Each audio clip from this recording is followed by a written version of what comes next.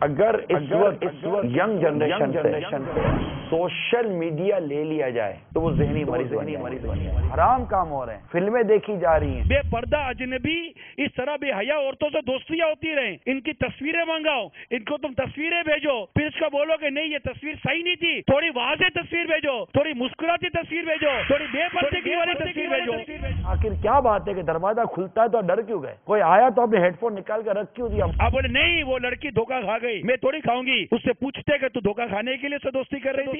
ارے قیامت کے دن کیا عجب کہ یہ دونوں ایک دوسرے کے خلاف بولنا شروع کر دیں گے، میں نہیں یہ میرے پیچھے تھی، وہ میرے پیچھے تھا۔ اب ایک لڑکا 4 گرل فرینڈیں لے کر بیٹھا ہوا ہے اپنی ویب سائٹ کے اوپر، لڑکی 4 لڑکے لے کر بیٹھی ہوئی اپنی ویب سائٹ کے اوپر، کیا آپ کو سمجھ نہیں پڑتی؟ دودھ کو دودھو بولتے ہو؟ آپ کو نہیں پتا کہ موبائل فون میں جو نظر آ رہی ہے یہ بے پردہ عورت ہے؟ آپ کو سمجھ نہیں پڑتی؟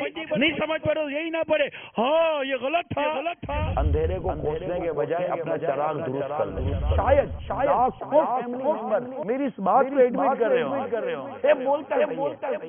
انشاءاللہ تعالی عید کے دوسرے روز اسی موضوع کے اوپر مدنی مکالمہ کریں گے انشاءاللہ تعالی، جو مدنی چینل پر براہ راست نشر کیا جائے گا۔ صلو علی الحبیب صلی اللہ تعالی علی محمد۔ مجھے اپنی اور ساری دنیا کے لوگوں کی اصلاح کی کوشش کرنی ہے۔